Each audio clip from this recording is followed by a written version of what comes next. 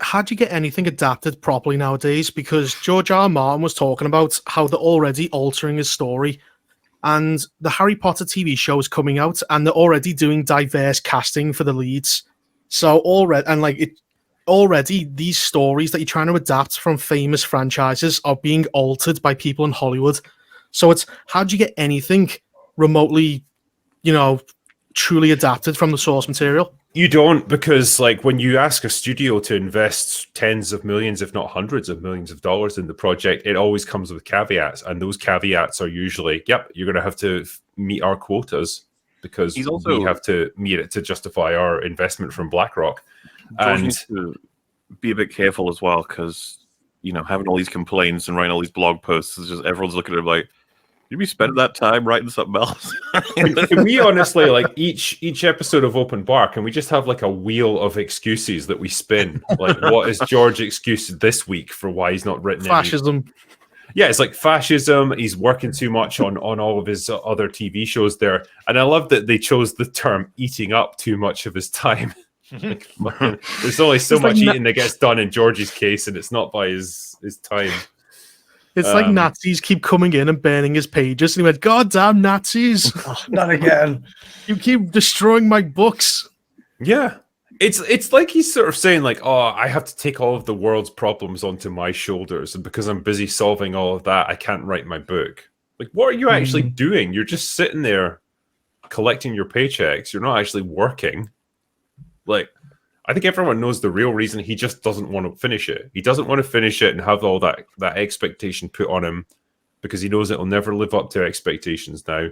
And it's ultimately going to be a disappointment. That's what I mean, man. Like, him saying, things are getting adapted wrong. It's like, what's even worse than adapting something wrong? Not even doing anything with the things that doesn't fucking exist. Like, you can't even adapt the end of Game of Thrones yet because it doesn't exist. But his legacy is in some ways intact because he, like, say he passes away tomorrow, Winds of Winter doesn't get finished. Well, people can always claim historically, well, his vision was never fully realized because he never got a chance to finish it, and we'll never know exactly how good or bad Winds of Winter could have been if it was done by him. So, like, that is different than him releasing an absolutely shit book because he doesn't know how to tie up all the loose ends that he's created for himself. I think it's downright reasonable that he would have significant anxiety over completing that story after what happened. Maybe he's actually decided to just get as much distance from it in years as possible, but simultaneously it's like, shit, I might die. Okay. Gotta well, in which case, maximum. you could write them all and then just wait. Like, you've written it, it's ready to go, and it's like, okay, let's wait 10 years and then we'll publish it. I mean, the biggest troll for him to just drop both books on the same day and just be like, yeah, fuck you. There you go. Yeah. I mean, you could. I don't think he's going to happen, but yeah. I believe him. I believe him when he says, like, yeah, I haven't really done any work on Winds of Winter this year because... Wait, maybe that's it. Maybe they're set to release both of them once he dies because he doesn't want to deal with the backlash. He's like, fuck you guys. That would be hilarious. He had it done the whole time. He took all of our criticism. It's sort of the same ending as the series, but he led up to it perfectly. And it's like, here you go. You doubted me. I mean, it'd be better if he had the finished manuscript and he set fire to it.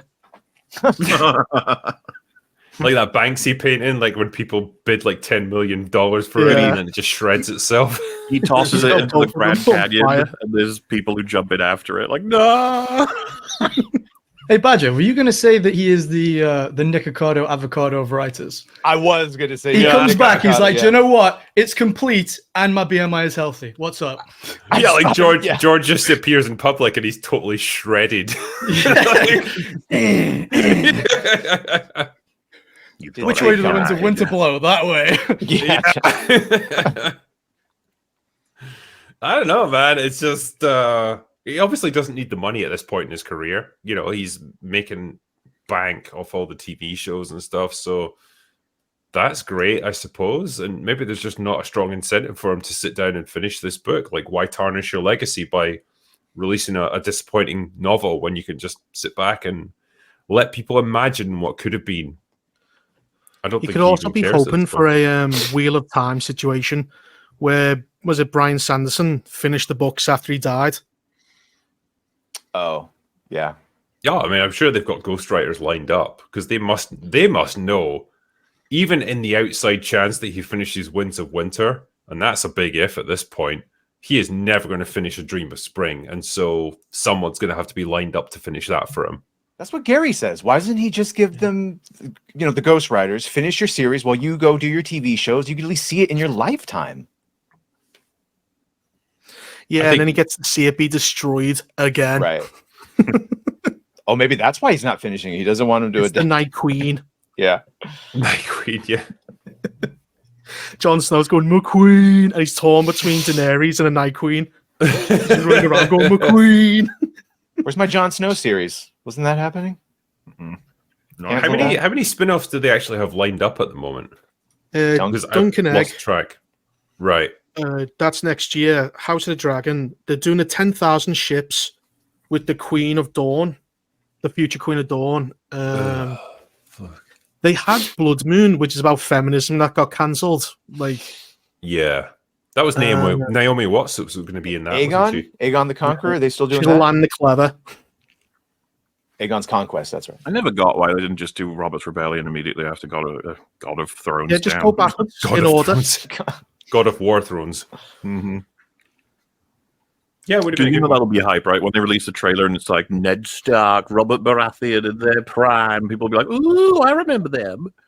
Isn't that guy Elrond now on Rings of Power? Yeah. So he's young enough that he could still do it, I suppose. I'm not sure I'd want him to play. I don't know if they probably want someone Ned younger Stark. in Robert's Rebellion, Ned Stark, because the point is he's going to be super fucking young. This is, they probably roll it back well before the actual rebellion as well. Aren't they on their 20s, early 20s? Isn't Robert Baratheon huge? Well, Yeah, they'd be like Arnold Schwarzenegger, basically. People like try Conan. to fan cast Henry Cavill as they do with every role. That's like a chance of it, but he's you have too a old dead for that young role. Ned and a dead tall Robert. So it looks like a man and a child. I mean, yeah, it's just, we talked about this on Friday Night Tights as well. Like, I can't remember what the author's name was, but he produced this very long tweet, like describing all the problems he saw in like the philosophy behind George R.R. Martin's writing, and the kind of the bleak, morally grey nihilism of the world of Game of Thrones and how it's starting to become a bit old now, and maybe it's not going to stand the test of time in the way that something like The Lord of the Rings has. Because those are timeless stories of heroism and people rising to the challenge and the occasion. And if anything, like the moral lesson from Game of Thrones is that real heroes die and like don't succeed because you need to be morally compromised and you need to be willing to bend and adapt in order to prevail in a world like that. But I mean, the issue here is we've got a terrible ending to a TV show and then no ending from the books. We can't even say right now, because obviously. No, but I guess my point is because hypothetically you could, because as you mentioned in that tweet, you could eventually transition from low fantasy, which is what you have in the world of Game of Thrones, to eventually high fantasy, because there's the gradual introduction of magic, dragons, the existential threat of the White Walkers, which hasn't been resolved in the books. That could be the thing that forces people to put aside their petty differences and become like actual heroes, like sacrificing themselves for the good of humanity. That's all awesome. I just don't know if George R.R. Martin is going to actually incorporate for the record, that happens in season 8. It's just really bad. Like, think of Jorah Mormont, for example, right? He dies a hero. A lot of the characters at Winterfell it doesn't do the hero thing. Yeah, but, well, it doesn't, because a lot of those characters die. And the whole White Walker thing is just resolved like halfway through the season. And then it devolves once again into petty squabbling over land, power, the throne, just people going back to being assholes again. That was, thematically speaking, my big issue with season 8, as well as everything else. But I would still say, because I don't even like a lot of the deaths, but I would still call them, they're supposed to be like, oh, the character ended up doing the right thing. Remember Theon? Like, he dies. Yep. Defending. Jamie didn't. Jamie got crushed. I almost don't want to get bricks. into it because there's so many things to talk about in terms of what they did with all different characters. But like, he'll have in his ending in his book, there'll be plenty of characters doing superheroic things at the end, more than likely, that are going to make. I don't know if you say that with a lot of confidence. I don't know if they will. I don't know if that fits in George's like view of the world, and particularly now, like as he's constantly banging on about fascism and all the things that like hurt him about modern day life and that he finds triggering. I just don't know if he sees that in humanity anymore, and I don't know if he'd want to incorporate that into his books. So you like, are you saying that there were, but there aren't anymore, like in the story of A Song of Ice and Fire? I think I don't even know if he had a clear understanding of what he wanted his ending to be, like in terms of drill it down to like where he wanted each character to go. I think he has added and expanded upon the lore and the characters and the world so much as this series has progressed. He doesn't even really know how to tie it up at this point. I think he did it on the basis of I'll probably figure it out when I get to the final book. Well, And as now far he as can. I'm aware, what stopped him a while back was something that was referred to as the Milanese knot, where he had written too many different events at the same time that he was having trouble in the timeline matching them up without crossing over and fucking everything up. So Right. that's probably happened for sure. But I don't know. Like I think the notion he does understand what it means for a person to be heroic, but he'll undercut it with the sense of like this is what happens to true heroes in the real world that are filled with manipulative, snaky, asshole rat people, which to an extent I find interesting. But I think I get what you're saying, that like you wouldn't want that to be the ending point. Yeah, I can see that as being part of your process of development, where like a lot of these heroes get cut down or undermined or whatever, and like the sneaky assholes of the world score temporary victories. But at a certain point, like in terms of just your dramatic resolution of this and giving your audience some kind of like emotional release at the end, you have to move past that. If you keep that as your thesis throughout the entire story and that's kind of how it ends, like good God, that's bleak and depressing. There has to be something to justify all of this, and I just don't know if he has that in him. I suppose we'll see. But like I said, it's just weird to guess right now because we've got the very bleak and nonsensical ending of the show versus the we haven't got a book ending.